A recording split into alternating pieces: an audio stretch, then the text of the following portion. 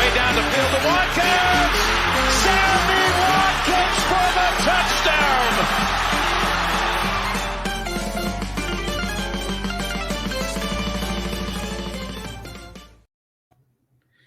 Good evening. You are listening to the Fumblerooski podcast by Power 88 Dean Radio. I am CJ Medeiros, along with Justin Tucker and our special guest, Cameron Beale. Now, we have a lot planned for you tonight. We're going to talk about Patrick Mahomes, how he seems to be doing more with less, the Chargers' more or less sluggish start to the season, and we're going to talk about teams that desperately need a win in week 2. Of course, the new Fumblerooski fantasy fix. And of course, Cameron's guest segment. So let's get rocking. Let's get rolling. And first up, we are going to talk about old Patrick Mahomes, how he seems to be doing more with less. Cameron, what's your take on Patrick Mahomes this year? He's been looking good so far. I've watched a few games, seen him play with less weapons out there, losing Tyreek, obviously. Juju Smith-Schuster seems to be a good fit for him.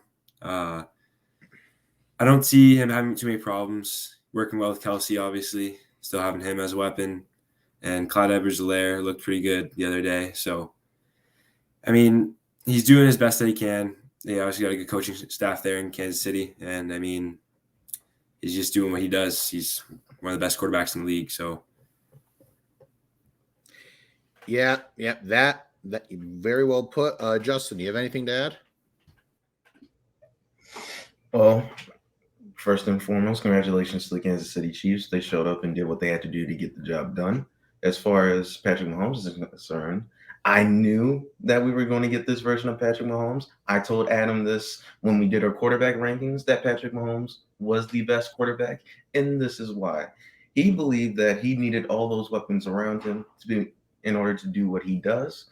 I told him no. His athleticism, his creativity, and his electricity within the pocket and with his receivers should allow him to do more with less. And so when I watch that game, I just see him make sidearms to Jerick McKinnon. I see him throw over the top off one leg. You just see the throws he's able to make, and you're thinking to yourself, wow, he's able to do this with less than he ever did with some of the other wide receivers. And that's not to take away from Tyreek Hill. It's just Patrick Mahomes is that dude. And it's about time everybody was fully aware of that. Yeah, Justin, I really do think you're right. And when I look at Patrick Mahomes, I won't lie, I was a little bit down on him. And if you listen to the show, you know this. Without Tyreek Hill, it's a big piece of loss. I wasn't confident in Mecole Hardman or really anyone else, but it's Mahomes who just makes them all look good. And Justin, you hit the nail right on the head. Cameron, you did too, about how Mahomes just makes these insane throws to guys like Marquez Valdez-Scantling and Juju Smith-Schuster. And like I said last episode, no Tyreek, no problem. And I just want to do another round of questioning here. So when you look at the Chiefs and you look at their schedule, and now that we know that they're more than likely not going to struggle, barring any form of massive injuries, where do you see them finishing this year? They could finish anywhere from 1 to 4. I think they're going to win the division if they keep up the pace they're going at. I don't see the Broncos beating them. I'm struggling to see the Raiders doing that right now. And the Chargers are struggling with injuries to people like Keenan Allen. So as much as I want to say the Chargers are their best threat, to be honest, I don't see anybody threatening them in that division. So I think they'll take the division a little easier than expected. I think they'll finish top 2 is my projection. Cameron? Yeah, I agree with that. I'd say probably top 3 because as a Broncos fan myself, I know we're not going to have the greatest year with dealing with the tough division, obviously with the Raiders, the Chiefs, and the Chargers. Their schedule, I'm looking at right now, it's fairly light. No super big games. They always play the Chargers later on in the season, the Rams. The Broncos, who I think they're going to beat a couple times because no one on my team, not the best against that team. But, I mean, I agree completely, Justin, that it'll get up there, probably 1-2 finishing there.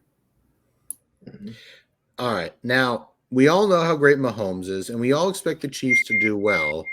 But one last thing. Let's just say it's the playoffs. And once again, they match up with the Bills. As it sits now, I know it's way too early, but that's the joy of the early season, overreacting. Who would you take right now if they were to meet in the playoffs right now? I'm sorry, say the teams again. I couldn't hear. Bills and Chiefs. Oh, I'm taking the Bills.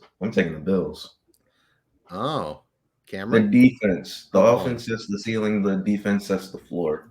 And when I see the defense, oh, good Lord. They look pretty impressive against them Rams. Oh, yeah, that is true. And Cameron? Yeah, I completely agree. I'm taking the Bills. Josh Allen. Mm-hmm. While Patrick Mahomes is a great quarterback, I do like Josh Allen. Stephon Diggs is great out there. Their defense with Von Miller, and just it's easy pick. Now, if I were to weigh in, we're going to make it a perfect 3-0.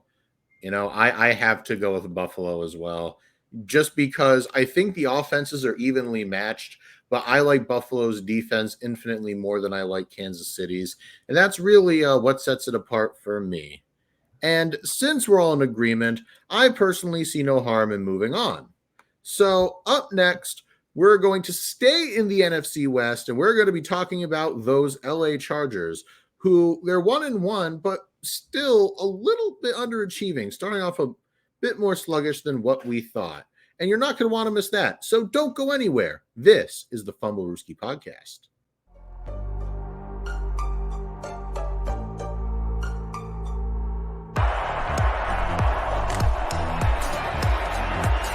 Here's Edelman broken up, and the pass is no sign yet. Edelman comes down with a football. They're saying it's a catch. This is caught. Diggs! Sideline! Touchdown! Unbelievable! Swings it way down the field to Watkins. Sammy Watkins for the touchdown!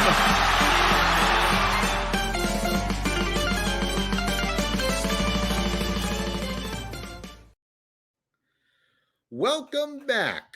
This is the Fumblerooski Podcast, powered by Power 88 Dean Radio.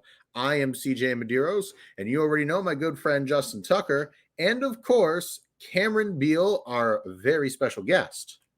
Now, last segment, we talked about the Chiefs, and Mahomes doing more with less. That's all well and good. But let's talk about another stacked roster in that division, the Chargers. Now, the Chargers started out 1-1, but I would say they're sluggish. They beat the Raiders 24-19. They just lost to the Chiefs 27-24. And now Justin Herbert has a rib injury. So are the Chargers underachieving? Like, what's their outlook for the rest of the year? Cameron, we'll start with you. I mean, seeing as Josh Allen just getting hurt with that rib injury, it throws up a lot of questions. How soon is he going to be back? How long will affect them? Looking at their schedule, their next few games aren't big games. They're playing Jacksonville and Houston in the next 2 weeks, which are easier games. Jacksonville not being a great team, same as Houston. So depending on how soon Josh Allen will return, I think they can still have a good season and stay right on pace. But it all depends on injuries, especially with Keenan Allen out as well, seeing as his return. But as of right now, I think if Justin Herbert can come back, I think they'll be able to stay right on pace and have a good season. All right. This is kind of a precarious positioning for the Los Angeles Chargers, because on the one hand, you see their schedule and you're like, all right, it's not too bad. The next 2 weeks they have, which you would assume buys in Houston. Who else was it? The Jaguars. The Jaguars. Yeah, you would assume those two are basically buys for them. But then you got to see the depth chart, and I'm not going to lie. If Justin Herbert can't play on Sunday, I'm not sure I completely agree with them being like a walk in the park against the Jaguars. Unfortunately, I don't think it's going to be as easy as such. I think it's going to be a dogfight because I don't trust Chase Daniels as a quarterback because he's a backup for a reason. So if they're not, careful, they could lose that game because I think Jacksonville isn't a bad team. They're just young and inexperienced. I think they need some time in order for them to develop. And then they got Houston, which, yeah, that's a win. I'll give them that, even with Chase Daniel as the quarterback. But my main concern about the Chargers, I don't think they're starting off slow. I think they just had a rough go at it in the beginning of the season because they're facing two divisional rivals. So, of course, it's going to be tough. And it doesn't help that you now have to deal with injuries at like key positionings, like at quarterback and wide receiver. So I think they're just going to have to trudge on ahead, and hopefully they can get some of their players back healthy soon. Yeah, I agree. And we do have some news about Justin Herbert's injury. Ian Rappaport said that he's going to have some more tests today on his ribs and chest. And Bridget Condon said that Herbert allegedly has a fracture to his rib cartilage. And look, when it comes to like fractures, it's better to hurt the cartilage around your ribs than the actual bone itself. And on the Chargers official injury report, it says he's day to day. But would you guys actually like risk putting him out there? Because those injuries, like those fractures in the cartilage, they could spread to the bone easily. Like, do you risk playing him? I mean, even against like the Jaguars and the Texans? No. If I believe I can beat them without him, no, I'm not going to risk it. But if I'm very like shaky on our abilities as a team, then yeah, especially offensively, then yeah, I might have to trudge him out there. But that is like a last resort type of thing. Now, as you know, Keenan Allen was ruled out against the Chiefs due to a hamstring injury. So we don't know when he's going to be back. The Chargers are already banged up. So, and we were talking about the Chiefs like in their division. It just so happens that they don't play the Chiefs again for a while. But if this Chargers team gets healthy down the stretch, where exactly do you see them finishing? Cameron? I mean, I'm high on the Chargers. I really like Justin Herbert. I really like Eckler. I like them. But, I mean, again, with that tough division they're in, with the Chiefs, the Raiders, the Broncos, I think I see them beating out the Raiders. Even though they do have Devontae Adams, who's best receiver in the league, in my opinion. They definitely beat out the Broncos. Broncos are definitely on a lower tier compared to them. I don't see them beating out the Chiefs at this point in the season due to all these injuries because Keenan Allen, Justin Herbert, it's tough to tell. But I can see him finishing somewhere just behind the Chiefs, maybe a couple places behind them. Yeah, that's reasonable. That's reasonable. Now, there is something else that I think is worth talking about.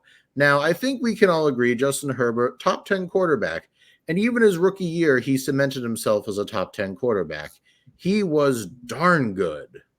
So, and you look at the Chargers team, injuries or not, it's a loaded team. You have Herbert, you have Eckler, you have Williams and Allen, and on the defense, you have Bosa, you have Mack, you have Samuel Jr. and Jackson and James and all those others. So, despite the fact the Chargers have been relatively good low these past few years, they've missed the playoffs every year with Herbert. Now, play GM, or maybe play owner. What do you do if by some horrible twist of fate, the Chargers miss the playoffs this year as well? Do you make changes? Like what do you do? That's a tough call because as much as I want to call them underachieving, injuries have been a downside of them, have been the downfall of them, to be honest. They just can never stay fully healthy. If they can just go one season with the majority of their cast fully healthy, they should be able to make the playoffs. But unfortunately, that's not always the case. First things first, I would probably invest in a strength and conditioning coach that can actually keep my players healthy. and then start to look at my individual players and say, all right, who can I cut from this roster that is expensive and who I can replace cheaply through the draft? Once you figure that out, I wouldn't necessarily blow it up. I would just go through like a mini rebuild to see what places I need to reconstruct at and then go from there. All right. So just one more thing, just a quick, question for both of you. Chargers don't make the playoffs this year. Do you fire Brandon Staley? Yes or no? Because there's a lot of questions about his decision making and coaching ability. Cameron? I mean, that's a tough question because he seems to be doing a decent job, in my opinion. Not a great job, not a horrible job, right? Kind of in the middle. Mm-hmm. But I would say at most give him kind of like one more year. Hey, figure it out. If nothing happens, then we're going to have to let you go. If something happens, maybe keep him on. But, I mean, I'd have to see what unfolds this season to really make a call on that right now. But all right. Justin? As unfortunate as it may be, you might have to. That'd be 3 or 4 straight seasons without making the playoffs. Yeah, with that roster. With that roster, especially, you might have to cut ties with them, especially with all the additions they made this offseason. Yeah. I kind of lean more towards what Justin's saying, especially if you miss the playoffs, like coming third in the division. I would have to say it's time to cut ties with Brandon Staley. But hopefully for the Chargers, they don't have to cross that bridge. Now, speaking of crossing bridges, we're going to be crossing over into our next segment where we are going to be talking about teams that desperately need a win in week 2. Don't go anywhere. This is the Fumblerooski podcast.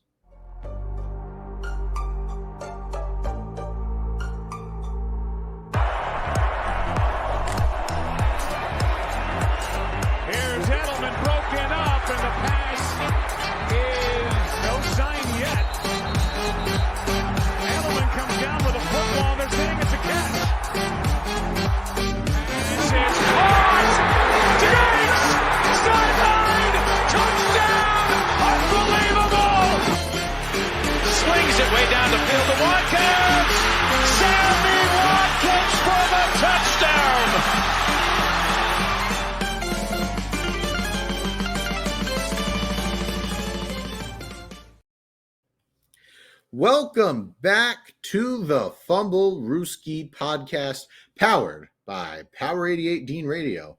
I'm CJ Medeiros, and that is Justin Tucker, and that guy right there, that's our special guest, Cameron Beale.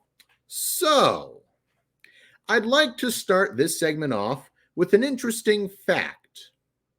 Throughout NFL history, teams who start the season 0-2 only have a 9% chance to make the playoffs. So yeah, if you start 0-2, that's almost a death sentence for your season. So this does beg the question, what team needs a win the most in week 2? Cameron, what do you think? I got a few. Right, first off, definitely the Cowboys. After seeing that game against the Buccaneers, obviously a tough game. Buccaneers are a great team with Tom Brady there. And, Mike Evans, they got Julio Jones, their defense, stellar defense over there. But the Cowboys, every year, they seem to do well enough to make the playoffs, but at the same time, fold. So I think an early win would get the confidence high for them, get the train rolling, hopefully to even get further in the playoffs than last year, hopefully. Secondly, I gotta say my Broncos. Tough to see that. I wasn't very happy with the choice to take that field goal with 40 seconds left, multiple timeouts. Could have used that, got down the field, scored a touchdown. And obviously, with Russell Wilson having the weapons in Jerry Jeudy, Courtland Sutton, I can see them needing a big win right now, specifically. Javonte Williams, great too. Right now, next up, they got the Texans. Should be an easy win for them, but they need this win badly to get that train rolling, obviously. Yeah. So, Justin, what do you think? I agree with Cameron when it comes to the Cowboys. When you look at the Cowboys' schedule coming up, they have the Bengals, who they play week 2, and then sooner down the line they have to face the Rams, who are looking for payback after losing to the Bills in week 1. That doesn't sound like a great time for the Cowboys, especially since they don't have Dak Prescott as their quarterback at the moment in time. So it's unfortunate for them. And when you look at the Eagles' schedule, it's a lot easier for them to win because they have the Vikings and then the Commanders coming up. So if I'm the Cowboys, these actually might be must-win games because I can see the Eagles going 2-1 or 3-0, and I can see the Cowboys going 1-2 or 0-3. So they need to win one of these upcoming games. Cincinnati didn't look that impressive against the Pittsburgh Steelers, but again, that Steelers defense is no joke. Hopefully they've made some adjustments in order to bounce back. I think Jamar Chase is he might have a good day against Trayvon Diggs. A very good day if Trayvon Diggs isn't careful. But again, I believe Michael Parsons might offset that because I don't believe anybody on that line can block him. So it might be a close game. I think it would be interesting to see. Yeah, both of you guys are right. But be that as it may, I know both of those games are must win, but let's not beat around the bush. The Cowboys, their starting quarterback is Cooper Rush. Yeah. No. My answer to that is no. You don't think he's a future Hall of Famer? No, I do not. Perhaps, I don't know, maybe if he could join Nathan Peterman in the reject section of the Hall of Fame because of how bad he is. Cooper Rush looks like the guy that plays Andy Dalton in a movie about Marvin Lewis. So, but that's neither here nor there. And here's a team that I personally think definitely needs a win. The San Francisco 49ers. After all the trash that Niners fans talk, oh yeah, Trey Lance, he's going to be so good, 3rd overall pick for a reason. You got drenched and walloped by the Chicago Bears. Yeah. Justin Fields killed him, and believe me, that awful turf at Soldier Field killed him. Uh-huh. And it's just, you're playing the Seahawks, and I know that the Seahawks just upset Denver, but come on, they're still the Seahawks. Geno Smith is still their quarterback. Let's not act like he's turned into Tom Brady all of a sudden, But yeah, I mean, I wouldn't sleep on the Seahawks, but if you're the Niners, if you don't win that, I'm going to have to raise my eyebrow. I'm going to have to start asking questions. And another team that definitely needs a win this week, the New England Patriots. Now, I am a Patriots fan, for those of you who watch and somehow don't know. And we have these assistant coaches that I despise by the names of Matt Patricia and Joe Judge. Why do they have the keys to the offense? I really don't know. Should we have gotten someone else instead of them? Absolutely. They are going to drive this offense into the ground. And if they have any semblance of decent coaching rattling around somewhere in their heads, I think, they need to pull it out against the Steelers because Mac Jones can be your franchise guy. He really can. I don't care what anyone says. Mac Jones could be your guy for a decade. He'll always keep Adam doesn't think so. Adam doesn't think so. Yeah, well, Adam's not here, is he? CJ's hosting tonight, baby. But look, we can talk about Adam later. But I mean, Mac just isn't given the tools. He doesn't have a wide receiver 1, and he doesn't have a competent offensive coaching staff. So if the Patriots want to have any chance of being somewhat, maybe even a little competitive this season, they're going to need to beat the Steelers. Otherwise, it's going to be a long season, unfortunately. So, does anyone else have any thoughts on this? Maybe another team you can think of, or a team that maybe came close in week 1, but will definitely strike back hard in week 2. The Colts. Oh, you want to explain that one, Justin? They tied with the Texans. Well, I mean, I know they did, but do we know who the Colts are playing this week? Not off the top of my head. No. Still a must win in my eyes. Huh? Still a must win in my eyes. And yeah. it's the Chiefs. Forget that. 0-1 and Yeah. 1. Yeah. Especially, I mean, what did the Colts start last season? Like 1-4 or 1-5? Yeah. And then they went on that insane winning streak. Jonathan Taylor tore it up. And then they lost to the Jaguars. They were 1-4. Imagine. Oh, 1-4. Yes, thank you. Yeah, they were 1-4, and then they went on their winning streak before ultimately, losing to Jacksonville of all teams. So, yeah, that's going to be something. Cameron, do you have any more thoughts? Yeah, I'm just looking at this now. The Cardinals, definitely.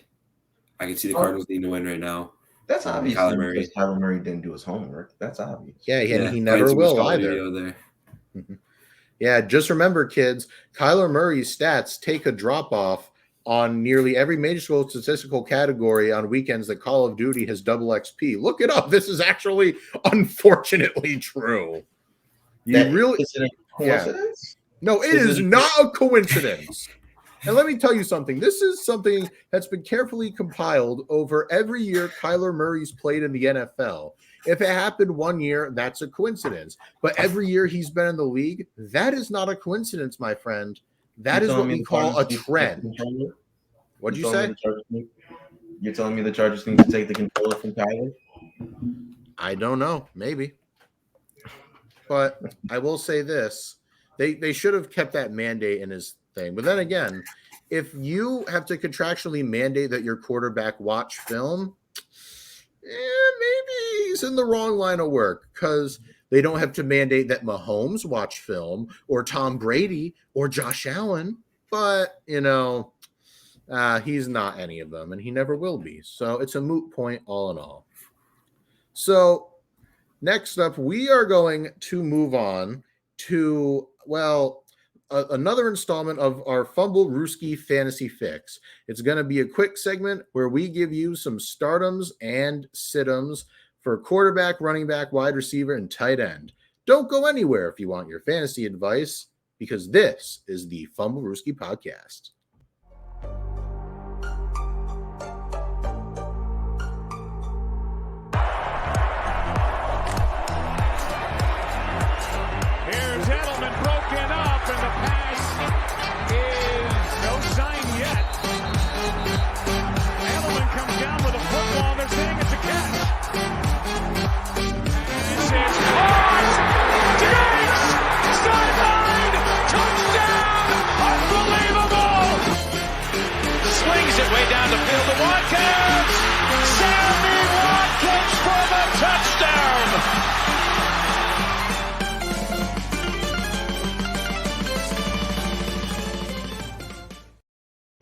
Welcome back to the Fumblerooski Podcast.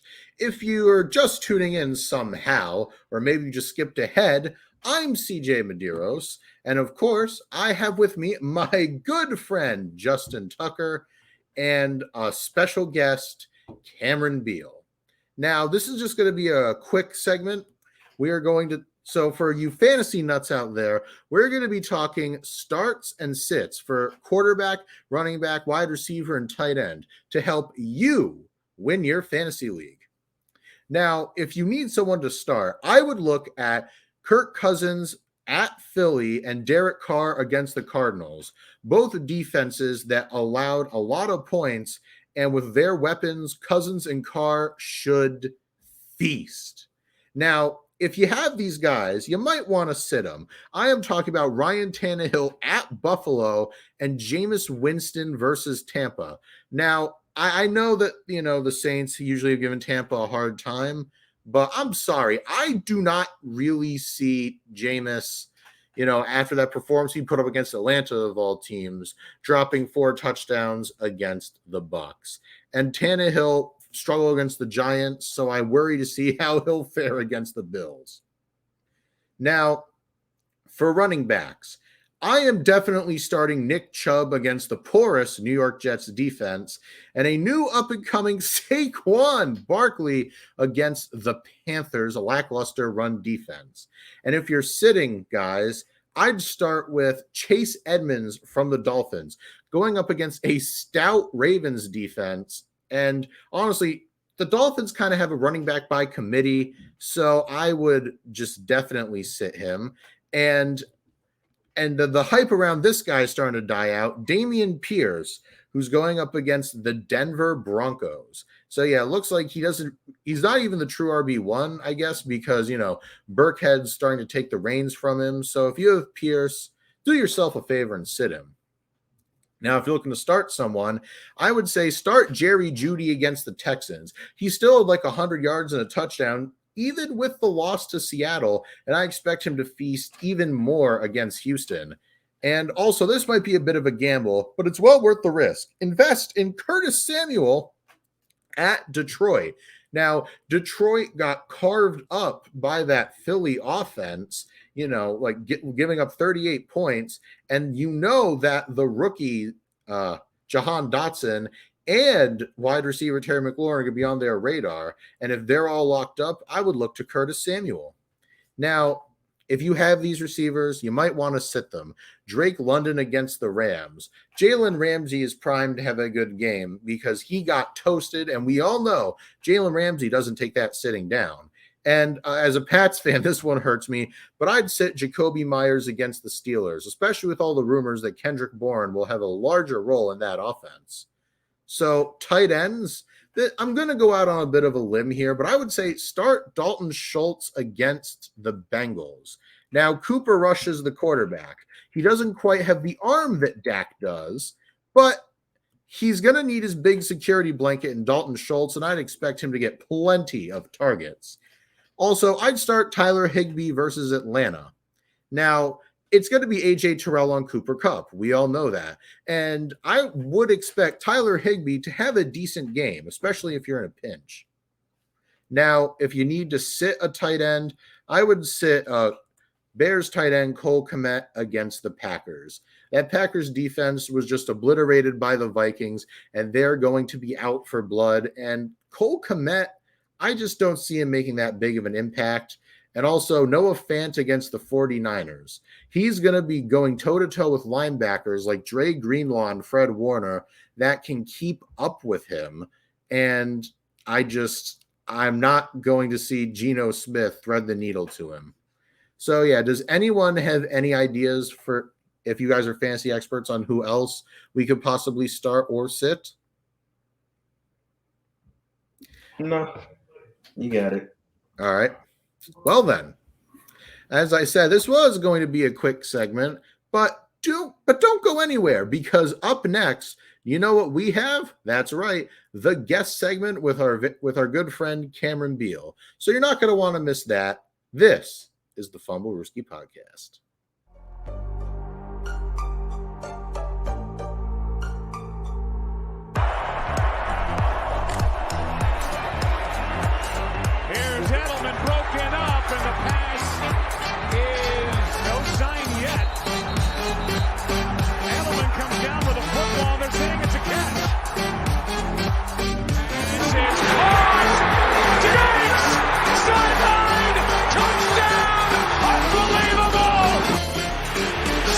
Way down the field to Watkins.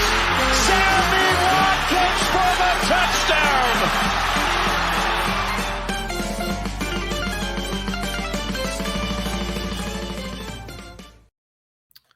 Welcome back to the Fumblerooski podcast, powered by Power 88 Dean Radio. I'm CJ Medeiros, along with my good friend Justin Tucker, and of course, special guest Cameron Beale.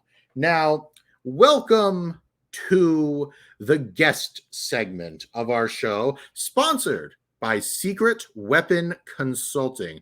For business plans, secret shoppers, bar spotting, server and manager training, and so much more, visit Secret Weapon Consulting. Now, Cameron, it's my understanding you're going to be talking about some NBA predictions for your guest segment. Is that correct? Yep. Well, then, take it away, my man. What do you got for us? All right, so I got some way too early NBA playoff standings predictions. So start with the rankings for the Eastern Western Conference. So start with Western. I got Golden State taking the first seed. That's fair. Suns are the second seed. Grizzlies the 3 seed. Denver 4 seed. Mavs 5 seed. Timberwolves 6. Lakers 7, and Pelicans 8. A couple reasonings. I'm a little bit biased as a Warriors fan myself. I do see them taking it all the way, maybe one more time. Never know. A little bit of bias there. Don't worry. My roommate's a Warriors fan. I think he would agree with you. Yeah. I also got the Grizzlies at 3. I am very high on the Grizzlies. John Morant, one of the best one of my favorite players to watch in the league.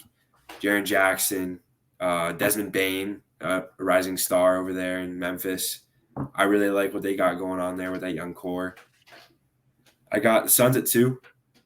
I think Devin Booker, Chris Paul, DeAndre Ayton, I think they can make a run for it. I don't know how far they're going to get. I like them at 2, though. I got the Timberwolves at 6. I got them there. They got the new acquisition of Rudy Gobert, and I really like that duo of Cat and Rudy Gobert down low. Now I'm going to move on to the Eastern Conference. I got the Celtics at 1, the Nets at 2, Bucks 3, Heat 4, Bulls 5, Sixers at 6, Atlanta at 7, and the Raptors at 8. So the Celtics coming off this finals appearance, first one in a little while. I'm liking Tatum. I'm liking Brown. Not the biggest Marcus Smart fan personally, but he is a great defensive player over there. I think they can make another run for it. I don't think they're going to get there, but I definitely see them in maybe the semis, maybe get into the conference finals. I like the Bucks at 3. I think they're still going to have a good season with Giannis. Giannis, obviously, one of the best players in the league. Giannis, just so fun to watch. I think they're going to be able to make it to at least the conference finals. I got the Bulls at 5. Really high on Zach LaVine. I like Lonzo Ball coming back this season. DeMar DeRozan, again, going to have another standout season, I'm predicting. So now we move on to the conference semifinals. So I have the Warriors playing the Suns for the Western. And then I have the Grizzlies and the Mavericks also in the Western Conference. And then for the Eastern Conference, I have the Bucks playing the Celtics and the Nets playing the Heat. And then for all these, I have the Warriors being the Suns. And I think they're going to take it in 6. I have the Grizzlies and Mavericks. I have that in 7. Bucks, Celtics, 6 games. And then Nets and Heat in 7 games. Moving on to the conference finals, Warriors, Grizzlies, and Bucks and Nets. I have the Warriors beating the Grizzlies in 7. And the Bucks beating the Nets in 6. So obviously the finals, Warriors and Bucks. Even though this is a little bit biased, yet again, I'm going to take the Warriors in 7 games against the Bucks. It is a little biased. It is my team. But the season hasn't even started yet, so anything can happen. Yeah. Tucker, my friend, I think you may disagree a little bit. Would you like to verbalize this? Why'd you have to be a Golden State fan? Come on. It's realistic. Hey, I'm a Celtics fan, and I'll admit what he said's pretty realistic, you know? It's realistic. Yeah, it sounds good, but I hope that the Celtics can actually win it this year instead of choking away in 6 games. Number 2, I don't believe in the Minnesota Timberwolves at all. I think they're going to implode based upon that marquee trade for 5 first-round picks. Yeah. Beverly, Jared, I want to say Vanderbilt. That's what it is. Yeah. Vanderbilt, who is going to be missed in Minnesota, yet they somehow keep D'Angelo Russell, who is a bad player for that team. I don't understand what Minnesota is doing. I guess they're trying to recreate some sort of Twin Towers look with Cat and Rudy Gobert, so Cat can handle the offensive side of things while Rudy Gobert mans the defense. I'm not sure how well that will work out in the long term, but I think we'll wait and see on them. Me personally, I think the Lakers will finish better than them at least. But other than that, it's not a bad list. Yeah, overall, I'm fine with it. Oh yeah, and also the Nets. I don't believe in the Nets. Yeah. Allow me to now rattle off my 2 cents. One, I love John Morant, really do. I am not high on the Grizzlies because there's this little stat that says the Grizzlies are literally have a better winning percentage without John Morant. God. And John Morant is horrendously inefficient. As fun as he is to watch, I will grant you. I mean, they're still going to make the playoffs, but 3, I'm thinking 4 or 5. And the Lakers, I just flat out don't see making the playoffs because it's a matter of when, not if, Anthony Davis goes out for the year. And Russell Westbrook is as bad as he's ever been. And Patrick Beverly, oh, God, he and LeBron will be getting into on the sidelines a few times a game. It's going to be fun to watch, but not fun to be a fan of. Oh, Russ needs to go. I get it. But yeah, I think and as long as he's there, the Lakers are not making the playoffs because he's a gigantic albatross that will weigh them down. Before the start of the season, I feel like that's going to happen. They just got Dennis Schroeder. They're not keeping all of these guards on the roster and not trading Russell Westbrook. It's what happen. LeBron wants, so we'll see if he gets. He does not want this. No, I don't know. Well, we've spoken about this before. We're not going to get into that, but I do have to. You're a Boston fan. That's why you feel that way. What? You're a Boston fan. That's why you hate LeBron the way you do. I hate LeBron because he's a sellout to communist China. That has nothing to do with.